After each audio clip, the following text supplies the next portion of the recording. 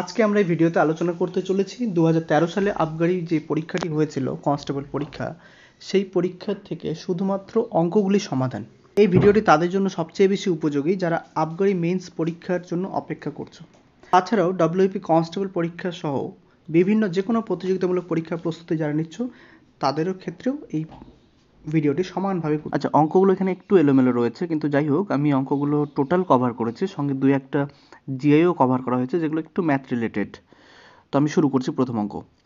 সরল সুদের হারে কোনো মূলধন 20 বছরে 3 গুণ হয়, একই সুদের হারে কত বছরে ওই মূলধন দ্বিগুণ হবে? আমরা সাধারণত অনেকে পিটিআর বাই 100 ফর্মুলা অ্যাপ্লাই করে থাকি, কিন্তু আমি সেটা ছাড়াও এই ধরনের অঙ্কগুলো সাধারণত একটু মুখে মুখে করতেই পছন্দ করি। দেখো কিভাবে। আমরা প্রথমে ধরে নিচ্ছি আমাদের মূলধন 100 টাকা। এবারে দেখতে পাচ্ছি মূলধন 20 বছরে 3 গুণ হয়েছে, তাহলে 20 বছরে 3 গুণ হওয়ার অর্থ 100 টাকাটা 300 টাকা হবে। তাহলে সেই 300 টাকার মধ্যে 100 টাকা তো আমাদের মূলধন, তাহলে ব্যাংক থেকে আমরা কত সুদ পেলাম? 200 টাকা। 300 টাকা যেহেতু 3 গুণ যেহেতু হয়েছিল, সেখান থেকে আমরা 100 টাকা বাদ দিলাম, তাহলে পড়ে থাকে 200 টাকা। এই 200 টাকা কিন্তু আমরা একদম ব্যাংক থেকে পেয়েছি সুদ বাবদ। তাহলে ব্যাংক থেকে আমরা 20 বছরে পেলাম 200 টাকা, তাহলে নিশ্চয়ই আমরা 1 বছরে পাচ্ছি 10 টাকা করে। তাহলে ব্যাংক প্রতি বছর 10 টাকা করে সুদ দেয়। এবারে আমরা চাইছি যে আমাদের ওই টাকা কত বছরে ওই মূলধন দ্বিগুণ হবে, অর্থাৎ আমার 100 টাকাটা 200 টাকায় রূপান্তর হবে। তাহলে 100 টাকাটা 200 টাকায় রূপান্তর হতে হলে 100 টাকা আমাকে ব্যাংক থেকে সুদ পেতে হবে। তাহলে ব্যাংক আমরা দেখলাম 1 বছরে 10 টাকা সুদ দেয়, তাহলে 100 টাকা কত দিনে সুদ দেবে? নিশ্চয়ই 10 বছরে। তাহলে আমাদের মূলধনটা দ্বিগুণ হবে 10 বছরে। অপশন বি এখানে সঠিক উত্তর। যদি বলা হতো যে আমাদের মূলধন 4 গুণ কবে হবে, তাহলে নিশ্চয়ই 400 টাকা পেতে চাইলে তার মধ্যে 100 টাকা আমাদের মূলধন বাদ দিয়ে দিই, ব্যাংক থেকে আমাকে 300 টাকা সুদ পেতে হতো। তাহলে 300 টাকা নিশ্চয়ই আমরা 30 বছরে পেতাম। জাস্ট এইভাবে আমরা এই অঙ্কগুলো করব। চলো দেখে নি পরে অঙ্ক।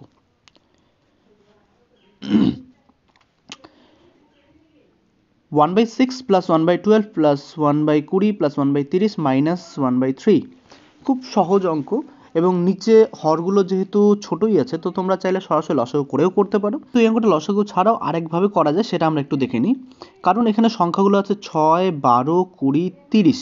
এই সংখ্যাগুলো একটু যদি লক্ষ্য করি তাহলে দেখতে পাবো প্রতিটা সংখ্যাই কিন্তু পরপর সংখ্যার গুণফল। যেমন 6কে আমরা লিখতে পারি 2 × 3, 12কে আমরা লিখতে পারি 3 × 4, 20কে আমরা লিখতে পারি 4 × 5, আর 30কে 5 × 6। তো একটা জিনিস লক্ষ্য করো, 1/6কে যদি আমরা এভাবে লিখে নিই 1/2 × 3, এবং দেখো এটাকে আমরা এইভাবেও লিখতে পারি, ওপরে 3 - 2, নিচে 2 × 3, কারণ 3 - 2 করলে তো 1 পাবো। এবার যদি বিচ্ছেদ করে দিই তাহলে এমনটা হওয়া উচিত 3/2 × 3 মাইনাস 2/2 × 3। তাহলে এখানে 3গুলো যদি কেটে যায়, এখানে 2গুলো কেটে যাবে, তাহলে কি পড়ে থাকে? 1/2 মাইনাস 1/3। তাহলে যেটা আমরা বুঝতে পারলাম যে 1/2 × 3 এইভাবে থাকলে পরপর সংখ্যার গুণফল, সেটাকে আমরা লিখতে পারি 1/2 মাইনাস 1/3। এইটুকু শুধু মনে রাখতে হবে। তাহলে প্রতিটাকে যদি আমরা এভাবে লিখতে চাই, তাহলে প্রথম 1/6কে আমরা লিখে নেব 1/2 মাইনাস 1/3 প্লাস 1/3 মাইনাস 1/4। এটা কাকে, কোনটাকে লেখা হলো? 1/12কে। এবার 1/20 মানে 1/4 × 5, তাহলে আমরা লিখতে পারি 1/4 মাইনাস 1/5। তারপরে 1/30কে লিখব 1/5 মাইনাস 1/6। এই প্যাটার্নটুকু লক্ষ্য রাখবে, বিভিন্ন জায়গায় এটা অ্যাপ্লাই করতে পারবো আমরা। সাথে 1/3 একটু বেশি দেওয়া আছে, এটা রেখে দিই পাশে। তাহলে দেখো 1/5 এগুলো কেটে যায়। তোমাদের যদি কনসেপ্টও ক্লিয়ার থাকে তাহলে লেখার কোনো প্রয়োজনই নেই। আমাদের জানাই থাকবে যে শুধুমাত্র প্রথম সংখ্যা মানে 1/2 এবং শেষে 1/6 এটাই পড়ে থাকে। তাহলে এই ক্ষেত্রে যদিও 1/3 বেশি আছে, তাহলে 1/2 মাইনাস 1/6 মাইনাস 1/3, এইটুকু ক্যালকুলেশন করে নিই।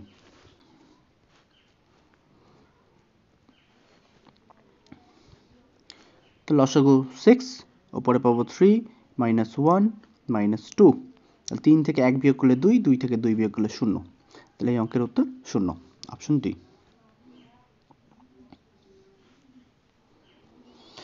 10% ক্ষতিতে এ একটি ঘড়ি বিকে বিক্রি করে, বি ওই ঘড়ি সিকে 10% লাভে বিক্রি করে। যে দামে সি ঘড়িটি কিনলো সেই দামে যদি এ বিক্রি করতো তবে তার শতকরা ক্ষতি কত হতো। দেখিনি প্রথম ক্ষেত্রে আমি এর আগেও বলেছিলাম এই ধরনের অঙ্কগুলোতে যখনই পার্সেন্টেজ দুটো সেম থাকে তখনই শুধুমাত্র গুণফল বাই 100 করে দাও, মানে 10 ইন্টু 10 ডিভাইডেড বাই 100, তাহলে শূন্যগুলো কেটে দিই, তার মানে 1%, এবং এক্ষেত্রে সব সময়ের জন্যই ক্ষতি হয়, তাহলে এটা 1% ক্ষতি, এটাই উত্তর। তবু এটাকে আরেকভাবে দেখে নিই। ধরে নিচ্ছি এ ঘড়িটি কিনেছিল 100 টাকাতে। এখন প্রথম লাইন থেকে পাচ্ছি যে 10% ক্ষতিতে এ বিক্রি করেছে, তার মানে নিশ্চয়ই বি এর কাছ থেকে ঘড়িটা পাবে 90 টাকাতে, যেহেতু 10% ক্ষতি, 100তে 10 বাদ দিলাম। বি ওই ঘড়ি সিকে 10% লাভে বিক্রি করে। এবারে 10% লাভ, এই 10%টা কিন্তু 100-র উপরে না, এই 10% 90-এর উপরে, তা 90-এর উপর 10% লাভ মানে 90-এর 10% মানে 9 টাকা, 10% লাভে তার মানে 99 টাকায় ঘড়িটি বিক্রি করা হলো। এবারে বলা হচ্ছে এ যদি সি এর দামে, এই দামে যদি বিক্রি করতো তাহলে কি হতো, তাহলে 100 টাকার জিনিস যদি 99 টাকায় বিক্রি করতো তাহলে সে 1 টাকা ক্ষতি হতো, অর্থাৎ 1% ক্ষতি হতো। এইভাবেও আমরা ভাবতে পারি।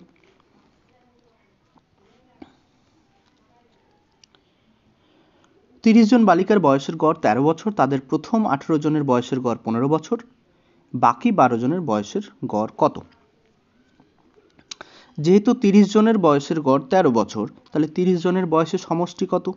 30 ইন্টু 13, অর্থাৎ 13 3 39, 390, এটা হলো টোটাল বয়স। এবার প্রথম 18 জনের বয়সের গড় 15 বছর। প্রথম 18 জনের তাহলে বয়সের সমষ্টি কত হবে? 18 ইন্টু 15, তাহলে যদি 18 ইন্টু 15 যদি আমরা করে নিই তাহলে আমরা পাচ্ছি 18 5 90, 9 18 9 27, অর্থাৎ 270। তাহলে এই হচ্ছে 18 জনের মোট বয়স। এটা যদি আমরা বাদ দিয়ে দিই তাহলে যে বয়সটুকু পড়ে থাকবে সেটা নিশ্চয়ই 12 জনের মোট বয়স। তাহলে 12 জনের মোট বয়স আমরা পেয়ে গেলাম 120 বছর। তাহলে বয়সের গড় কত? 12 দিয়ে ডিভাইড করে দিতে হয়, তো 12 দিয়ে যদি ভাগ করে দিই তাহলে আমরা পাবো 10 বছর। অপশন বি এখানে সঠিক উত্তর।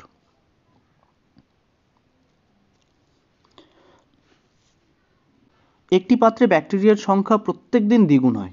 যদি 30শে নভেম্বর 2013 তারিখে পাত্রটি সম্পূর্ণ ভর্তি হয় তবে পাত্রটি অর্ধেক পূর্ণ হয়েছিল কত তারিখে?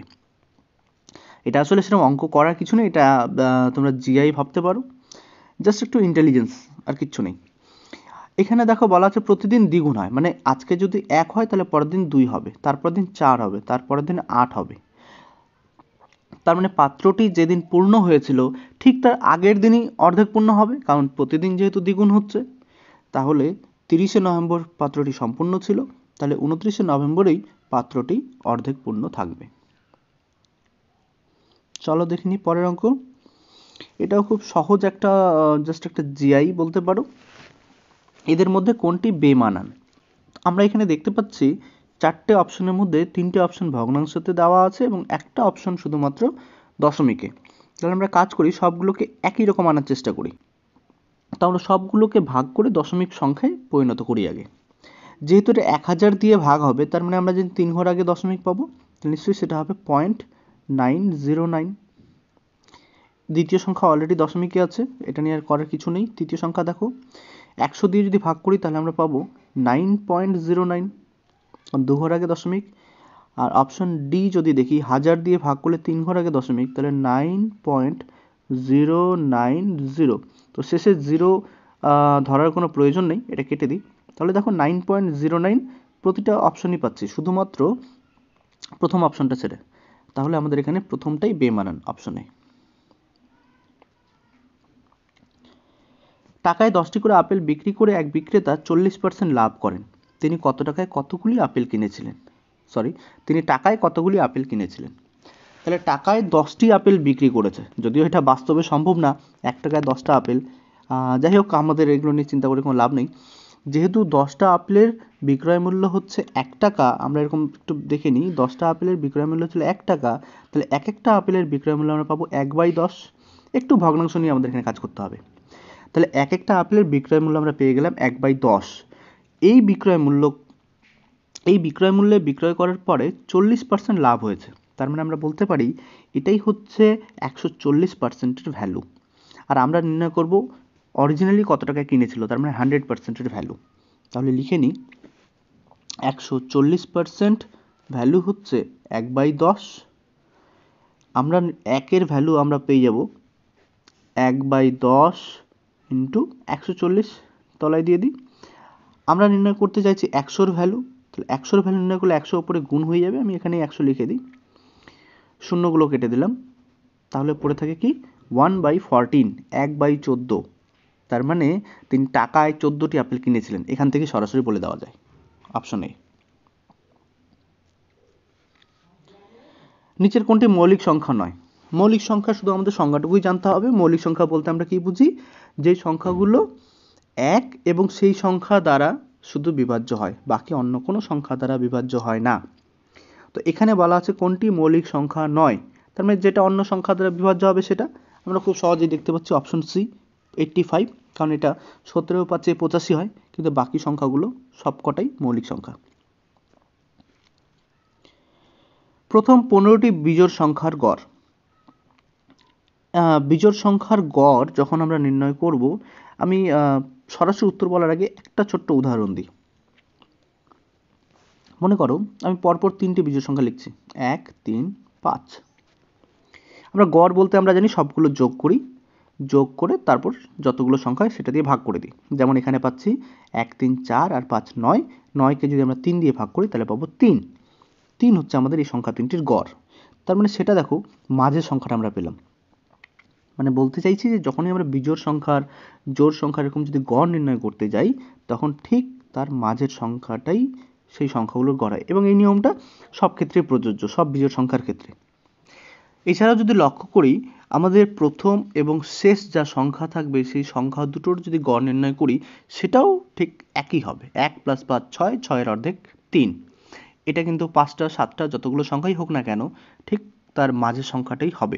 এবারে মাঝের সংখ্যা দিয়ে এটা করতে গেলে একটু সমস্যা হবে, তার কারণ আমাদের আগে জানতে হবে যে প্রথম 15টি বিজোড় সংখ্যার গড়, তাহলে 15টা বিজোড় সংখ্যা লিখে তারপরে মাঝেরটা চিহ্নিত করতে হবে। তো আমরা এখানে সেই অ্যাপ্রোচ না রেখে আমরা এরকম চিন্তা করি যে প্রথম আর শেষ সংখ্যার যদি গড় নির্ণয় করি, সেটাও পুরো 15টা বিজোড় সংখ্যার যে সিরিজ তার গড় সেম হবে। তাহলে প্রথম সংখ্যা আমাদের এখানে 1, কিন্তু 15টি বিজোড় সংখ্যা, তাহলে 15তম বিজোড় সংখ্যাটা কত হবে? যেহেতু আমাদের এক ঘর ছেড়ে ছেড়ে হচ্ছে, তাহলে নিশ্চয়ই 15তম বিজোড় সংখ্যাটা হবে 29, কারণ দ্বিগুণ করে দেওয়া আগে 30, 30-এর থেকে ঠিক 1 কম, সেটা হবে বিজোড় সংখ্যা 15তম। তাহলে 1 আর 29-এর গড় কত? 1 আর 29-এর গড় হচ্ছে 1 + 29 30, তার অর্ধেক করে দাও 15। তাহলে 15টা বিজোড় সংখ্যার গড় 15ই হয়।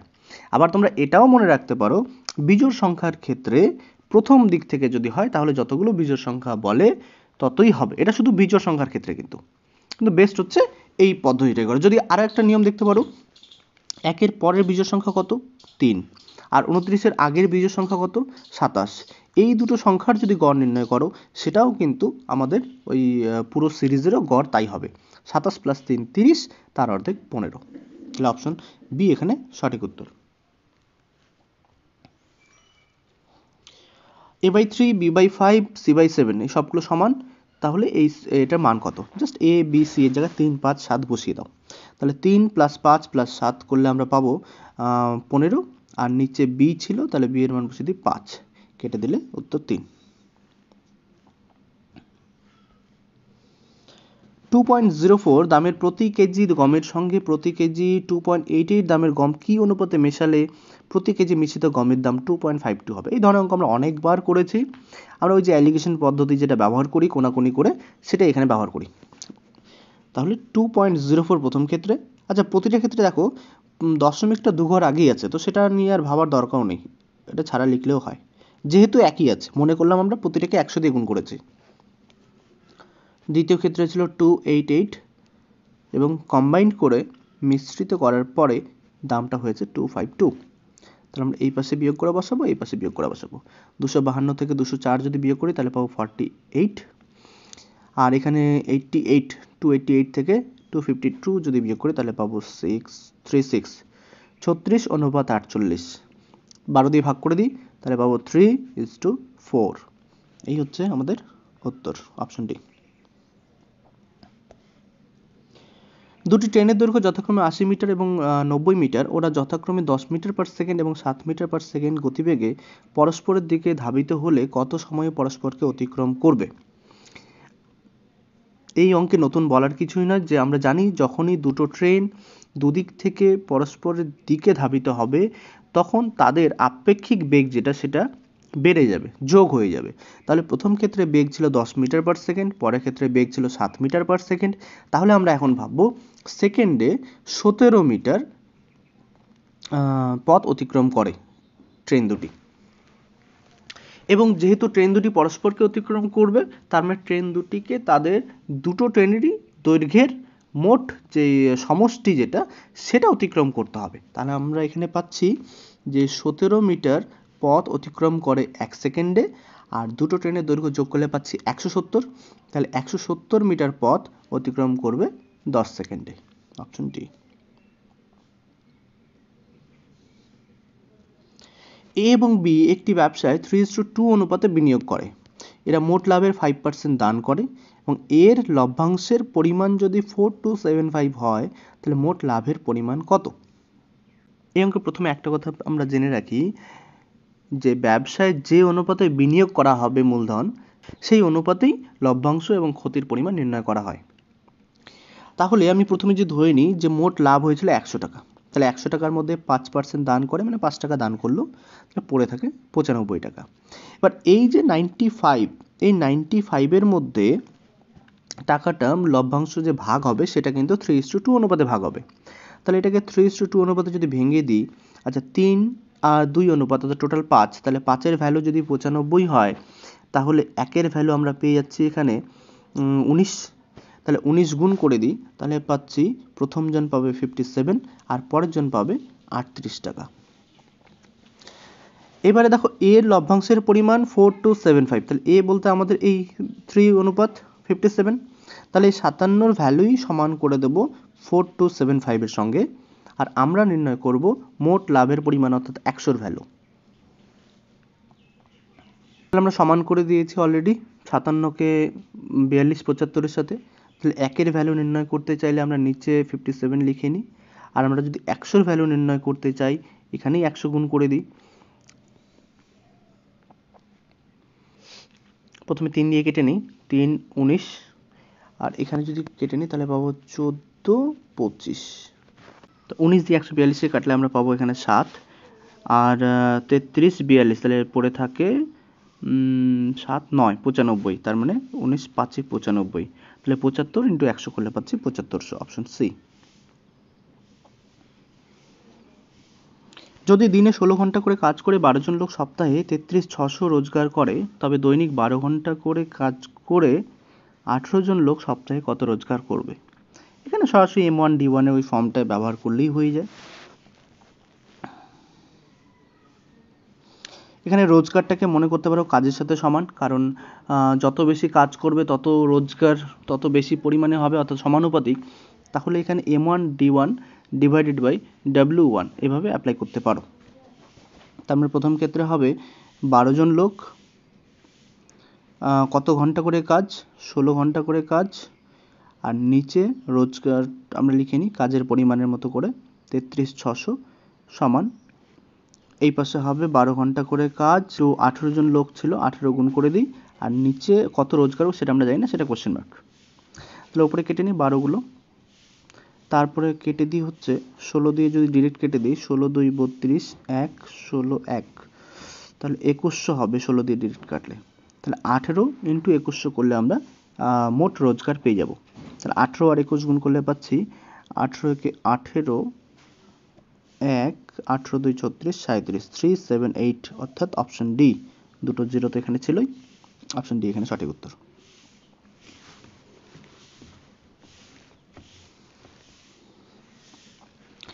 x এর 8% y এর 4% সমান। আচ্ছা x এর 8% y এর 4%, তার মানে বুঝতে পারছি y হলো x এর দ্বিগুণ। তাহলে x এর যদি 20% হয় তাহলে y এর নিশ্চয়ই 10% হবে, এটা আর করারও কিছু নেই, চাইলে অনুপাত নির্ণয় করেও করতে পারো সমান করে। একটি নৌকা স্রোতের অনুকূলে 2.5 ঘন্টায় 60 কিমি যায় এবং ফেরার সময় ওই একই দূরত্ব 3.3/4 ঘন্টায় আসে। স্থির জলের নৌকাটির গতিবেগ কত? তাহলে প্রথম ক্ষেত্রে পাচ্ছিলাম 5/2 ঘন্টায় কতটা পথ অতিক্রম করে? 60 কিমি। আমরা প্রথমে গতিবেগ নির্ণয় করতে চাইছি 1 ঘন্টায় কতটা। তাহলে 1 ঘন্টায় হলে আমরা কি করব? 60 ইন্টু এটা উল্টে যায় 2/5, তাহলে 5 দিয়ে 60 কেটে নিয়ে 12 অর্থাৎ 24। তাহলে প্রথম ক্ষেত্রে পেলাম 24। দ্বিতীয় ক্ষেত্রে আমরা পাচ্ছি 3 × 3/4 ছিল অর্থাৎ 15/4। 15/4 ঘন্টায় কতটা পথ যাবে? 60 ইন্টু তাহলে নিশ্চয়ই উল্টে যায় 4/15, তাহলে 15 60 কেটে নিলে পাচ্ছি 4 4 16। তাহলে অনুকূলে গতিবেগ হচ্ছে 24, প্রতিকূলে গতিবেগ হচ্ছে 16। নিতাম যে অনুকূলে গতিবেগ 24 এবং প্রতিকূলে গতিবেগ হচ্ছে 16। তাহলে স্থির জলে নৌকার গতিবেগ কী হবে? এই দুটোর গড় অর্থাৎ 24 আর 16 যোগ করে তার অর্ধেক, তাহলে 40 এর অর্ধেক হচ্ছে 20। এটাই হচ্ছে আমাদের এখানে নৌকাটির গতিবেগ, অপশন সি। দুটি সংখ্যা অনুপাত 3:4, গসাগু 4, সংখ্যা দুটির লসাগু কত?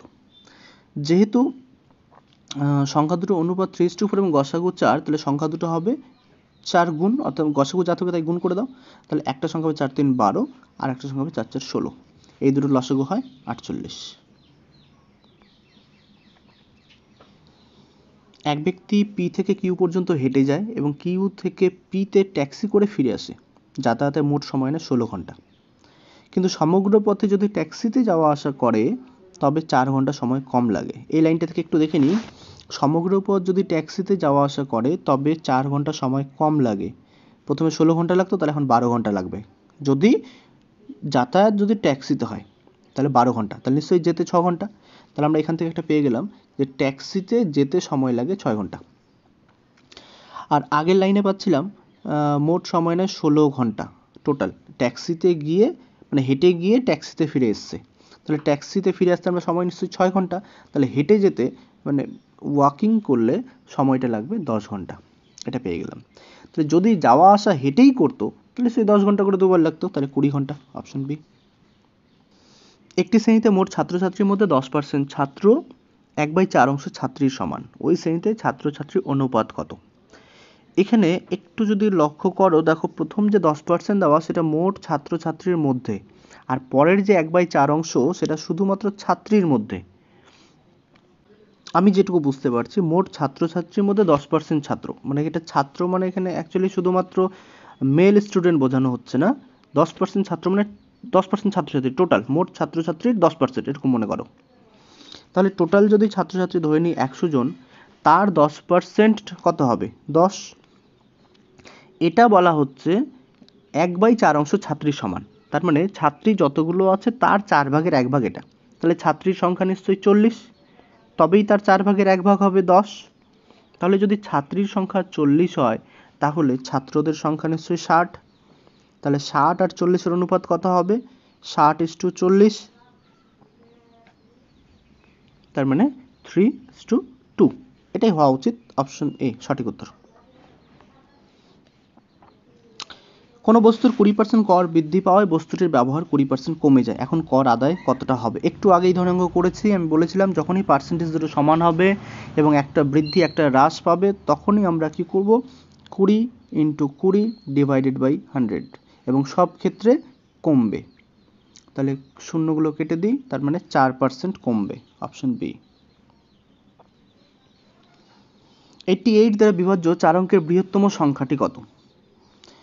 তোমরা চাইলে প্রথমে 88কে 4 অঙ্কের বৃহত্তম সংখ্যাকে ভাগ করতে পারো 88 দিয়ে, দেওয়ার পর যেটুকু অবশিষ্ট থাকবে সেটুকু বিয়োগ করে নিতে পারো, এটা একটা পদ্ধতি।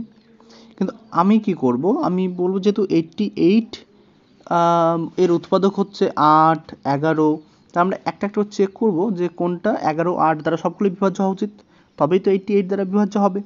তাহলে বৃহত্তম সংখ্যা থেকে আমরা চেষ্টা করব। আমাদের এখানে সবচেয়ে বড় সংখ্যা কোনটা? প্রথমে 99 আছে, এই অপশন সি সবচেয়ে বড় সংখ্যা। তার দ্বিতীয় হচ্ছে 9944, এটা দ্বিতীয় বৃহত্তম। তো আমরা প্রথমে 9988 অপশন সি নিয়ে ট্রাই করি। এই অপশনটা যদি দেখো 11 দিয়ে বিভাজ্য হয়, কিন্তু 8 দিয়ে দেখি, 8 8 8 2 16 3 38 8 4 32 6 68, এটা হবে না, 8 দ্বারা বিভাজ্য না। তাহলে এই সংখ্যাটি 88 দ্বারাও বিভাজ্য হবে না, তাহলে অপশন সি সঠিক উত্তর হতে পারে না। তাহলে অপশন সি কেটে দিই, এবার অপশন এ ট্রাই করি। আমাদের যেহেতু বৃহত্তম নির্ণয় করতে হবে তো বৃহত্তম থেকে আমাদের চেক করতে হবে। 9944 অবশ্যই 11 দ্বারা বিভাজ্য। এবার 8 দিয়ে বিভাজ্য হয় কিনা সেটা দেখো। 8 একে 8, 19 পড়ে থাকে, 8 2 16, 3 8 4 32, 2 8 3 24 যায়। তাহলে অপশন এ আমাদের এখানে সঠিক উত্তর।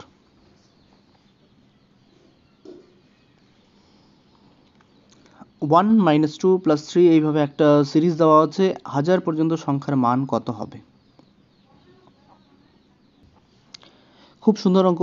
একটু যদি লক্ষ্য করো, দুটো দুটো করে আলাদা ভেবে নাও। এই প্রথম 1 - 2 ক্যালকুলেশন করলে পাবো -1, পরে 3 - 4 আবার পাবো -1, 5 - 6 সেটাতে পাবো -1, 7 - 8 সেটাও পাবো -1। তাহলে 1000 পর্যন্ত যদি আমরা ক্যালকুলেশন করি তাহলে নিশ্চয়ই সেটা -1 পাবো কতবার? জোড়ায় জোড়ায় যেহেতু নিয়েছে তাহলে 500 বার। তাহলে -500 এখানে সঠিক উত্তর, অপশন বি।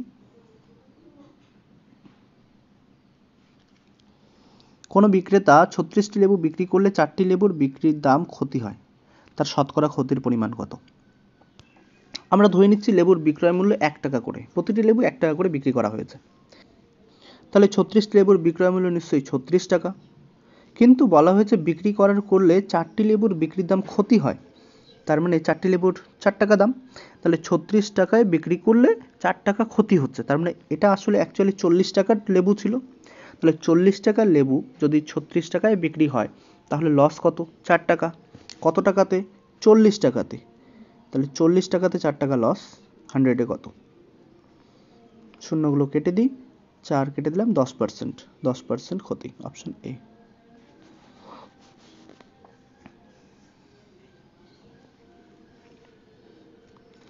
কোনো সংখ্যাকে ক্রমান্বয়ে 4 5 6 দ্বারা ভাগ করলে যথাক্রমে 2 3 4 ভাগশেষ থাকে, সংখ্যাটি কি? এগুলোর ক্ষেত্রে আমি তো সবসময় বলবো অপশন ট্রাই করো। প্রথমে দেখি 5-এরটা ট্রাই করি। 5 দিয়ে ভাগ করলে 3 ভাগশেষ থাকে, তার 5 দিয়ে ভাগ করলে আমরা জানি সেই সমস্ত সংখ্যাগুলোই 5 দ্বারা বিভাজ্য হয় যেগুলোর লাস্ট যে অঙ্ক সেটা হয় 0 হবে নইলে 5 হবে। এবার যদি 3 ভাগশেষ থাকে তাহলে নিশ্চয়ই শেষ সংখ্যাটা নিশ্চয়ই 3 হবে নইলে 8 হবে। তাহলে এখানে কোন অপশনে দেখতে পাচ্ছি? একটাই অপশন পাচ্ছি যেটার শেষে 8 আছে, তাহলে অপশন ডি এখানে সঠিক উত্তর, আর চেক করার প্রয়োজনই নেই। ঘন্টায় 72 কিমি বেগে 110 মিটার দৈর্ঘ্যের একটি ট্রেন 132 মিটার দীর্ঘ ব্রিজকে অতিক্রম করতে কতটা সময় নেবে? প্রথমে যেহেতু গতিবেগ ঘন্টায় 72 কিমি, তা আমরা এটাকে মিটার পার সেকেন্ডে করতে চাইলে কত দিয়ে গুণ করব? 5/18 কেটে নিই 72, কত পাচ্ছি? 4, তাহলে 5 4 20, তাহলে গতিবেগ পেয়ে গেলাম 20 মিটার পার সেকেন্ড। তাহলে 20 মিটার যায় 1 সেকেন্ডে। এবার যখন কোনো ট্রেন কোনো ব্রিজকে অতিক্রম করবে তখন তার মোট দৈর্ঘ্যকে অতিক্রম করতে হয়, তাহলে 110 আর 132 যোগ করলে আমরা পাবো 242। তাহলে 20 মিটার যদি 1 সেকেন্ডে যায় তাহলে 242 কতক্ষণে যাবে? 1/20, 242 হলে 242 গুণ করে দিতে হবে। আমি এখানেই করে নিচ্ছি, 2 দিয়ে কেটে দিই, এটা 10 আর ওপরে পড়ে থাকে 121, তাহলে 10 দিয়ে ভাগ করলে পেয়ে যাবো 12.1, অপশন বি। কোনো বিদ্যালয়ে বালক বালিকার অনুপাত 7:5, যদি ওই বিদ্যালয়ে মোট ছাত্র সংখ্যা 2400 হয় তবে বালিকার সংখ্যা কত? বালক বালিকার অনুপাত পেয়ে গেছে 7:5, তাহলে টোটাল হচ্ছে 12, তাহলে 12কে আমরা সমান করে দেবো 2400-র সাথে, তাহলে 12কে যদি 2400-র সাথে সমান করি তাহলে 1-এর ভ্যালু আমরা পেয়ে যাবো 200। তাহলে বালিকার সংখ্যা নির্ণয় করতে বলা হয়েছে তত 5-এর ভ্যালু, তাহলে 5-এর ভ্যালু নিশ্চয়ই আমরা পেয়ে যাবো 5 গুণ 1000।